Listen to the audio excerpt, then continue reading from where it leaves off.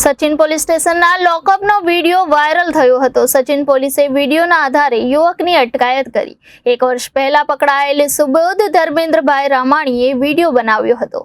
Sachin police સ્ટેશનના લોકઅપનો એક video viral થયો છે। સચિન પોલીસના વિડીયોના આધારે યુવકની ધરપકડ કરી છે। 1 વર્ષ અગાઉ પકડાયેલ સુબોધ ધર્મેન્દ્રભાઈ રામાણીએ વિડીયો બનાવ્યો હતો। વિડીયો બનાવેલ જે ભૂલ સમજાતા માફી માંગી અને ભવિષ્યમાં આવું કોઈ ખોટી પ્રસિદ્ધિ મેળવવા પગલું નહીં ભરવાની પણ બાંહેધરી આપવામાં આવી હતી। સચિન પોલીસે આ યુવકની અટકાયત કરી હતી, જ્યારે જેલની બહાર વિડીયો ઉતારનારની પણ બાળ કિશોરની પણ અટકાયત કરવામાં આવી છે। આજથી 7-8 મહિના પહેલાં હું સચિન પોલીસ સ્ટેશનના લોકઅપમાં એક મારો વિડીયો બનાવેલો હતો। તે આવો વિડીયો કોઈ દિવસ મેં બનાવવાની મારાથી ભૂલ થઈ ગઈ, માફી માંગુ છું। હવે આવી રીતે કોઈ દિવસ કરશું નહીં।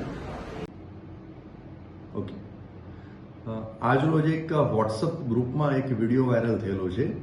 એ વિડીયોમાં એક પોલીસ સ્ટેશનના લોકઅપમાં આરોપી રહેલો છે અને બહારથી કોઈ વ્યક્તિ એનો વિડીયો બનાવે છે અને એ વિડીયોમાં આધારે રીલ બનાવી અને વોટ્સઅપમાં વાયરલ કરવામાં આવેલું છે।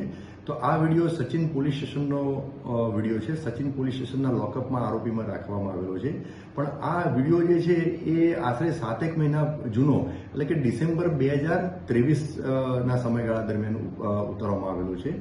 જે આરોપી સચિન પોલીસ સ્ટેશનના લોકઅપમાં રાખવામાં આવેલો એનું નામ સુબોધ ધર્મેન્દ્રભાઈ રામાણી છે અને એ જે તે વખતે એના વિરુદ્ધમાં શરીર સંબંધી ગુનો દાખલ થયેલો હતો, એટલે પોલીસે ધરપકડ કરી અને એના પોલીસ સ્ટેશનના લોકઅપમાં મૂકેલ હતો।